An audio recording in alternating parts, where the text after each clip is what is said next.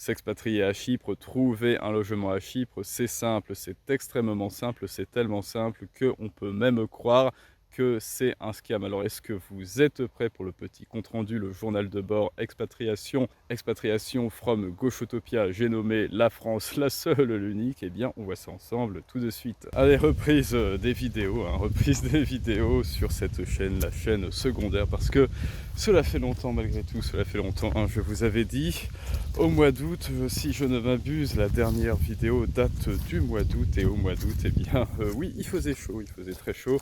C'était la canicule, 50, ouais, c'était ça, hein, 50 degrés en ressenti, enfin du moins à Toulouse, hein, je sais pas trop combien est-ce qu'il faisait, hop là, je sais pas combien est-ce qu'il faisait par chez vous, mais ici, il faisait très très chaud. Et surtout, eh bien, petite mise à jour, hein, petite mise à jour pour l'expatriation à Chypre. Là, je me suis reposé dans les champs de blé, dans ce qui s'avérait du moins être les champs de blé. Là, manifestement, ils ont tout coupé. Bien, pour vous parler de l'avancée, parce que vous le savez, étape 1, c'était s'occuper du gros 4x4, hein, et donc ça s'est fait, hein, vous vous rappelez, il y avait, je sais plus, pièces, silent block, que le garagiste a dû scier à la meuleuse, je sais pas quoi, pour qu'enfin, elle daigne passer le contrôle technique et que je puisse la remettre sur pied, et surtout bah là, la confier à ma famille avant de partir, parce que non, je sais pas si vous vous rappelez, avant j'avais comme idée d'aller jusqu'au port d'Athènes, parce que je la voulais absolument, hein. C'est pas que parce que c'était un bon 4x4, hein, je voulais aussi la mener à Chypre avec moi, et j'avais comme idée d'aller jusqu'à Athènes, jusqu'au port d'Athènes, pour ensuite faire 32 heures de ferry, pour ensuite aller à Chypre et faire les papiers, faire l'assurance là-bas, le changement et tout. Mais là, en termes de calcul coût-bénéfice, non, ça ne vaut absolument pas le coup, en plus de la fatiguer jusqu'à Athènes. Donc je vais à Chypre, et je vais à Chypre, eh bien, sans voiture, les amis. Voilà, et bah écoutez, ça n'est pas bien grave, j'en aurai une autre.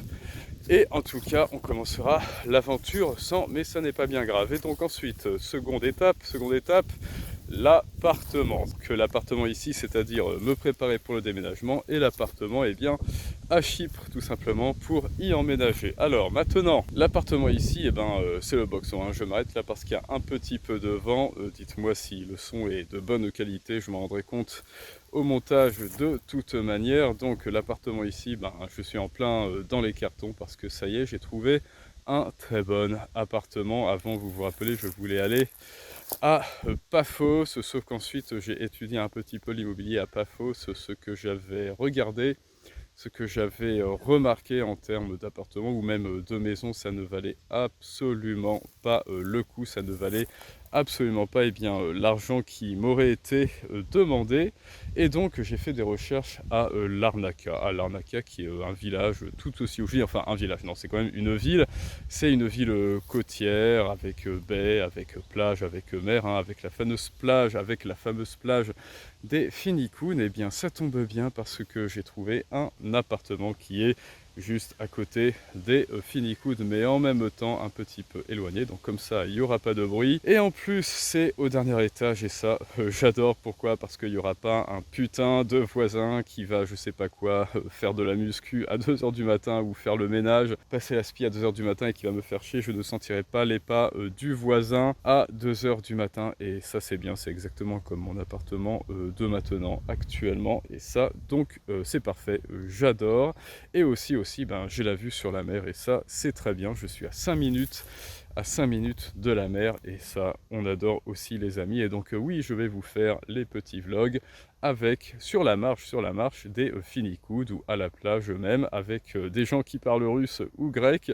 Et donc on ne sera pas dérangé par des petits gauchistes qui m'auront remarqué en tant que Nicolas de C'est un signe, comme c'était arrivé à Toulouse récemment. Là, aucun souci. Et donc, eh bien, j'ai grand hâte de vous faire des vlogs. Et donc, vous vous rappelez, pour ceux qui participent un petit peu à la vie de la communauté, au post sur YouTube ou Telegram. Si vous n'êtes pas encore sur Telegram, hein, rejoignez-nous avec le lien, rejoins-nous avec le lien, hop là, en commentaire et en description. Pour ceux qui participent un petit peu, vous savez, il y avait un grand dilemme: est-ce que je prends une maison qui est un petit peu reculée, hein, reculé même, je dirais, reculé de Larnaca, qui est pas vraiment près de l'aéroport, mais où j'ai carrément les pieds dans l'eau, qui est très belle, très jolie, avec un très beau parquet, etc., qui est très grande, mais en revanche, pas de voiture, et donc ce serait même trop calme, hein, c'est-à-dire aucun commerce à proximité. Au tout début, je vais être obligé de faire 30 minutes de bus pour aller faire mes petites courses, etc. Je vais être obligé de louer ou d'acheter un vélo peut-être, etc. Ou alors avoir un appartement à Larnaca avec tout à proximité. Et évidemment, comme je vous connais parce que vous êtes des gens de qualité, bien sûr, vous m'avez tous conseillé la jolie maison avec la plage et la mer à perte de vue. Et bien sûr, moi aussi je voulais ça, sauf que au final, vous le voyez, j'ai choisi l'appartement. Alors pourquoi avoir choisi un appartement plutôt que la maison? Eh bien, c'est parce que déjà, je n'aurai pas de voiture, et surtout, je pense que d'après ce que j'ai vu, Larnaca est tout de même une ville calme. Donc, au final, c'est déjà, à son emplacement, c'est déjà un petit peu campagnard, dirons-nous. Bon, c'est quand même dans un quartier résidentiel, mais au final, ça va, ce sera calme, manifestement. Et ensuite, j'ai quand même assez les pieds dans l'eau. Et surtout, c'est un premier jet, c'est-à-dire que cet appartement, je ne l'ai pas acheté. Cet appartement, je vais le louer. C'est un bel appartement, hein. Il est très grand, très belle et très grande terrasse, au dernier étage, avec personne pour me faire chier. Voilà, c'est dans un immeuble qui est calme, etc., etc. J'aurai la pleine vue sur la ville et sur la plage, et tout le monde me laissera tranquille. Mais surtout, c'est un premier jet, c'est-à-dire que le contrat dure 1 an, et peut-être qu'au bout d'1 an, je vais me racheter d'ailleurs une voiture, de préférence un gros 4x4, le même gros 4x4 j'espère, c'est-à-dire le CRV, le CRV que j'avais depuis plusieurs années. Je vais peut-être me racheter le même modèle ou un autre, hein, et là peut-être effectivement au bout de ces 1 an d'essai, hein, parce que c'est une mise à l'essai, pour voir si Larnaca me convient. Et bien avec cette mise à l'essai, je verrai pour effectivement une maison, et le fameux rêve, hein, c'est-à-dire une grande maison où quand tu sors, tu ouvres la porte et tu as les pieds dans l'eau. Et ça, ce sera très bien, mais ça, ce sera pour très certainement acheter, même ce sera pour acheter. Donc pour l'instant, petit appartement tranquille. Et donc où est-ce que ça en est? Parce que là, il y a aussi, hop, la petite ombre, il y a aussi beaucoup de choses à dire. Alors, par quoi est-ce que je commence? Déjà, c'était un petit peu, je ne sais pas si vous vous rappelez, hein, dans l'immobilier, j'ai dit que quand je comparais l'immobilier français, la recherche, hein, surtout de location, parce que, donc, comme je viens de vous le dire, j'ai abandonné l'acte d'achat, j'ai abandonné cette idée d'acheter maintenant, et donc je loue, et après je vois et je visite l'île. Je vais regarder Limassol, Paphos, c'est-à-dire je vais être sur les lieux, et après, hop, je fouille l'île de fond en comble et je regarde ce qui me convient le mieux, parce que ce soit Nicosie, Limassol, Larnaca ou Paphos, ça n'est absolument pas, je dirais pas le même univers, mais c'est 4 salles, 4 ambiances, hein. Vraiment, Nicosie, c'est collé à la Chypre du Nord. Larnaca, c'est un petit peu la ville maritime avec les plages, les baies, etc. Paphos, c'est à l'ouest. Et Limassol, c'est là où il y a les buildings, les gratte-ciel, etc. Et ça, je pense que cela ne me conviendra pas, parce que si j'avais voulu des buildings et des gratte-ciel, j'aurais aménagé à Dubaï ou que sais-je. Donc Larnaca, c'est pour ça que pour l'instant, j'ai un bon feeling. Et donc, oui, je vous avais dit que effectivement, la France est infiniment plus complexe, hein. Sans rire, pour rechercher une location, vous devez être super rapide. Il y a les agents immobiliers qui vous font des petits shit tests, c'est-à-dire oui bien sûr, c'est toujours disponible, absolument, venez, vous voulez un rendez-vous pour dans 4 jours peut-être, ou la semaine prochaine, et bien ça, c'est un shit test, ne faites pas ça, vous devez lui dire non, je le prends maintenant, où est-ce que je signe? Et là, encore un shit test, il va vous dire ah mais vous êtes sûr, vous voulez pas attendre un petit peu? Non, shit test, donne-moi l'appartement. Mais vous êtes sûr, et vous voulez pas le visiter? Non, shit test, donne-moi l'appartement. Et bien, à Chypre, c'est un petit peu pareil en termes de tension de recherche, sauf que en termes administratifs, C'est beaucoup plus simple et c'est tellement simple que moi, j'ai failli me faire avoir et j'ai failli même croire à un scam. Et alors pourquoi est-ce que je dis que c'est presque un scam? Eh bien parce que les agents, ils sont arrangeants, c'est-à-dire ils sont humains. Vous passez même pas par l'agence directement. Alors moi, je suis passé par donc une agence qui s'appelle Keller Williams, hein, qui est un truc international, et j'ai directement contacté le type qui s'occupe du bien sur WhatsApp. Voilà, il avait il avait son numéro WhatsApp sur la page et il dit: ah oui, vous êtes intéressé, et ben pas de souci. Et une heure après, il m'envoie les photos du bien, et une heure après, il est allé sur les lieux pour me faire lui-même une vidéo du bien. Alors voilà Nicolas, voilà, c'est la petite vue, etc. Est-ce que vous êtes intéressé? Et donc je dis oui, et après le contrat, eh bien les allers-retours avec le proprio, ça a duré disons 2 jours, pas plus que 2 jours, pour que tout le monde, les témoins, etc. Et lui, il signe le contrat. Et là je me suis dit, mais c'est simple quand même, c'est extrêmement simple. En France, il aurait fallu une semaine si j'avais été passé par une agence. Il m'aurait demandé, je sais pas quoi, mon don du sang, mon ADN, mon groupe sanguin, le groupe sanguin de mes cousins, le groupe sanguin de mon chien, mon chat. C'est quand même bizarre, plus un test d'urine. Mais là non, là il m'a juste demandé ma carte d'identité, évidemment une preuve des fonds, et puis c'est tout quoi. Carte d'identité, preuve des fonds, et ensuite il me dit: ok, c'est bon, contrat signé, voilà le RIB, envoyez les fonds. Et je dis: mais c'est pas possible, comment est-ce que ça se fait? Comment est-ce que ça se fait? Bon, alors après c'est fluide comme ça, hein, mais quand j'y étais, c'est-à-dire quand j'ai recherché plusieurs dizaines d'appartements, donc pendant ces 2 dernières semaines, c'était pas du tout fluide, parce que les gens se jetaient littéralement dessus et il fallait être rapide. Mais là pour le coup, quand j'ai trouvé le bon, c'était extrêmement fluide. Il n'y avait absolument rien à faire, pièce d'identité, fonds, contrat signé, et après s'il vous plaît, envoyez les fonds à cette adresse avec le dépôt de garantie plus le premier mois de le first month rent, c'est-à-dire le premier mois de loyer.